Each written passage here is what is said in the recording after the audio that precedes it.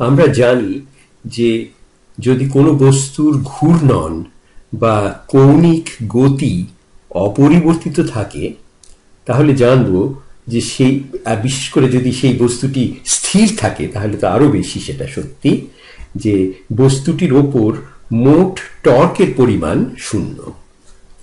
এর থেকে কোনো অজানা বল ও তার মোমেন্ট বাহুর পরিমাণ বের করা যেতে পারে। এরকম একটা অঙ্ক আমরা গত ভিডিওতে করেছিলাম, কিন্তু খানিকটা গুলিয়ে গিয়েছিল বলে আরেকটা এই ভিডিওতে আরেকটি একই ধরনের সমস্যার সমাধান করা হবে। একটা সিস আঁকা যাক এবং তার কেন্দ্রবিন্দুটি মানে যার চারপাশে ঘুরবে সেটাকে ওই ত্রিভুজের মতন করে এঁকে দেখানো হয়েছে। ছবিতে আমরা দেখাবো নানা স্থানে উঁচু বা নিচু দিকে বল প্রয়োগ করা হচ্ছে।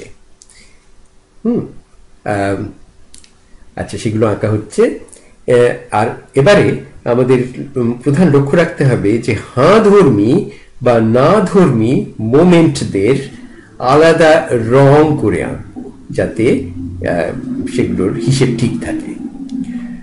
আচ্ছা, ভেক্টরগুলোর বল ভেক্টরগুলো যেগুলো সেগুলোকে স্কেল মেপে আঁকা হচ্ছে না, কাজেই তার সংখ্যাগুলো দিয়ে তাদের জোর বোঝানো হচ্ছে, কিন্তু তাদের দৈর্ঘ্যগুলো তাদের সঙ্গে সবসময় মিলবে না। সবচেয়ে ডান দিকে থাকছে যে বলটি সিস, সেই হচ্ছে সিসকে স্থির অবস্থায় আনছে, সেটার মাপ ও দিক বের করতে হবে। এই হচ্ছে আমাদের প্রশ্ন। আচ্ছা, সিসকে কে কোন দিকে ঘোরাতে চাইছে তাই দিয়ে ঠিক হবে সেটা হাঁধর্মী না না ধর্মী।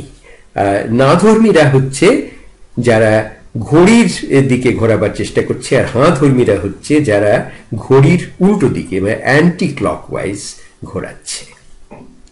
প্রথমে এই হাঁধর্মী এবং না ধর্মী, এবং যেহেতু পুরো জিনিসটা থেমে রয়েছে তার মানে হচ্ছে যে হাঁধর্মী মোমেন্টদের যোগফল হবে না ধর্মী মোমেন্টদের যোগফলের সমান। কাজেই প্রথমে আমরা বল ও মোমেন্ট বাহুর গুণফল গুলো লিখি এবং হাঁধর্মীদের আমরা ধরো একটা দিকে জড়ো করছি আর না ধর্মীদের ডান দিকে জড়ো করছি। এখানের মধ্যে এই যে রংগুলো করা হচ্ছে তারা হচ্ছে এরা না ধর্মীরা, ক্লকওয়াইজ বা না ধর্মীরা। তাদের প্রথম জোন হচ্ছে তাদের যে বাহুর পরিমাণ নিউটন এবং তার যে মোমেন্ট আর মোমেন্ট বাহু মানে সেটা ওই ফালক্রাম বা কেন্দ্রবিন্দু থেকে কত দূরে আছে সেটার গুণফল। প্রথমটা হচ্ছে 10 গুণ 10, তারপরের টা হচ্ছে 5 গুণ 4 ইত্যাদি, এইভাবে 20 গুণ 8। এরা হচ্ছে সব না ধর্মীরা এবং ডান দিকে সব হাঁধর্মীদের লেখা হচ্ছে 50 গুণ 8, 10 গুণ 3 এবং যেটা অজানা ফোর্স সেই F গুণ 10। এখন এটা একটা খুব সহজ অঙ্ক হয়ে গেল, যার থেকে একমাত্র অজানা হচ্ছে F, সেটাকে বের করা খুবই সহজ। বাঁদিকের যোগফল হচ্ছে 100 প্লাস যোগ 20 যোগ 160, যেটা হচ্ছে 280, এবং ডান দিকে হচ্ছে 430 যোগ 10F। 280 সমান 430 সমান 10F, এবং সেখান থেকে আমরা দেখছি F হচ্ছে বিয়োগ 15 নিউটন। কাজেই ওই Fটির দিকটি হবে নিচের দিকে, কারণ ওটা বিয়োগ 15 নিউটন। এই হলো এই বল এই এফ এই 15 নিউটন নিচের দিকে যদি বল প্রয়োগ করা হয় এই সিসটির ওপর, তাহলেই সিসটির ভারসাম্য বজায় রাখবে, সবাই থেমে থাকবে ইত্যাদি। এরকম আরেকটি অঙ্ক কষা যেতে পারে। মানে এখানে শুধু বুঝিয়ে দেওয়া হচ্ছে যে ওই এফটি নিচের দিকে না হলে কিন্তু এই ভারসাম্য থাকবে না, সেই জন্য ওই যে বিয়োগ চিহ্নটা আমাদের সেটাই বলে দিচ্ছে যে এফটাকে আমরা যেরকম চোখ বুঝে এঁকেছিলাম ওপর দিকে, সেটা নয়, এর আসল দিকটা হচ্ছে নিচে, কারণ অঙ্ক মিথ্যে বলে না, কাজেই আমরা আন্দাজে এঁকেছিলাম যেটা সেটা ঠিক ছিল না। আচ্ছা, তাহলে এটা হলো আরেকটা মোমেন্টের অঙ্ক কষা যাক। এটা একটা টেবিলের কোথায় কোন বল এবং মোমেন্টে কাজ করছে সেটার হিসেব নেওয়া হবে। আর এ ধরনের হিসেব আসবাবপত্র তৈরি থেকে শুরু করে ব্রিজ তৈরি, বাড়ি, স্টেডিয়াম তৈরি ইত্যাদি প্রায় সব রকম স্থাপত্যবিদ্যা সংক্রান্ত বা আর্কিটেকচারাল কাজে এই ধরনের হিসেব ভীষণ দরকার, যাতে ভবিষ্যতে সেই বাড়িটা ভেঙে না পড়ে ইত্যাদি। কাজেই এই যে মোমেন্টের অঙ্ক আমরা করছি এটা অত্যন্ত প্রয়োজনীয় একটা, এটা অবশ্যই অত্যন্ত সহজ একটা জিনিস তবুও। আচ্ছা, তো মনে করো কাঠের টেবিলটির ভরকেন্দ্র বা সেন্টার অফ মাসটি হচ্ছে ওই মাঝখানের বিন্দুটিতে। এর ভর হলো 2 কিলো, তাই আর আমরা জি সমান 10 মিটার পার সেকেন্ড ধরে নেব। সেই জন্য এই যে ওজনটি, এই টেবিলের ওজনটি হচ্ছে 20 নিউটন, নিচের দিকে 20 নিউটন ওজন এই বিন্দুটি ওই ভর কেন্দ্রতে কাজ করছে। ধরো এক বাক্স বই ভর হচ্ছে 1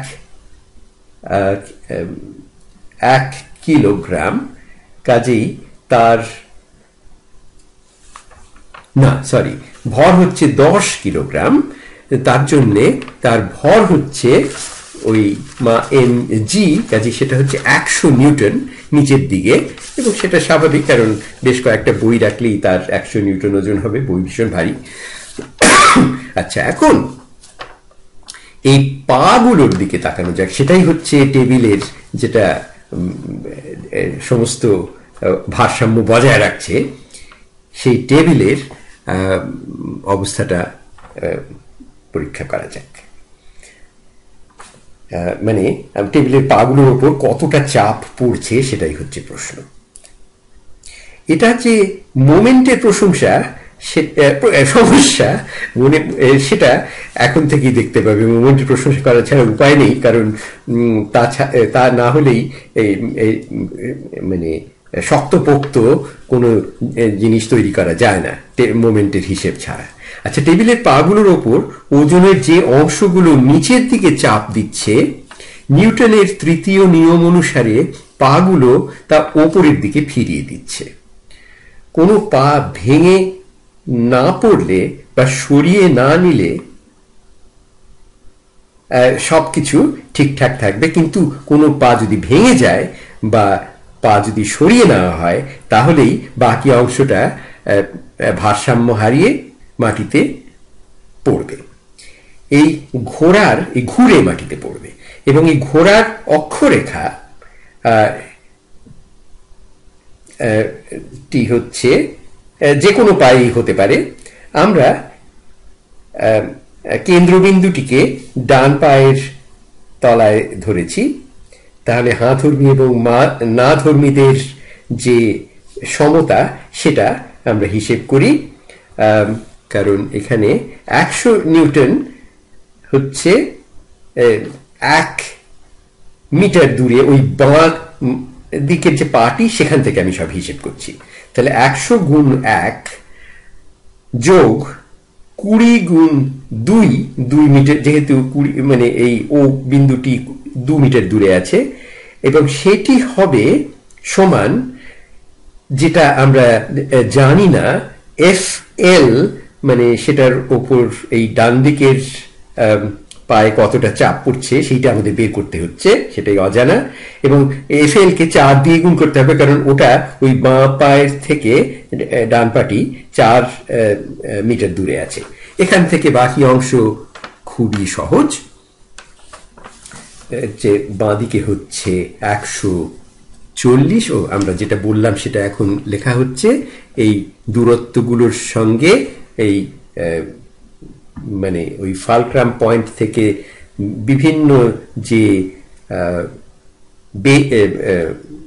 বলগুলো কাজ করছে তাদের গুণফল গুলো আমরা লিখে, সেগুলোই হচ্ছে মোমেন্ট।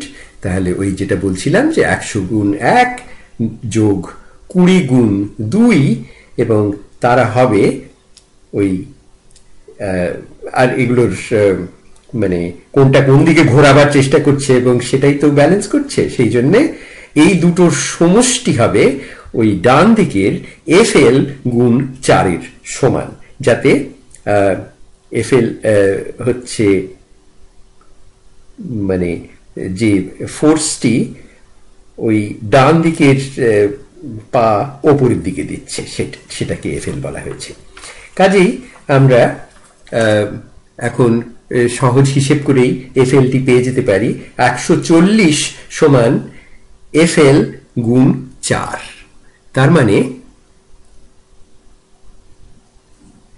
মানে সেটি হচ্ছে, এফ এল বলছি কেন, ওটা এফ আর হওয়া উচিত, আসলে ওটাই তো ডান দিকের। যাই হোক, এই এফ আর বা আমরা এখানে এফ এল বলেছি সেটা হচ্ছে 35 নিউটন। আর এই দুটো বাঁ দিক এবং ডান দিক এর যে ওপরের দিকে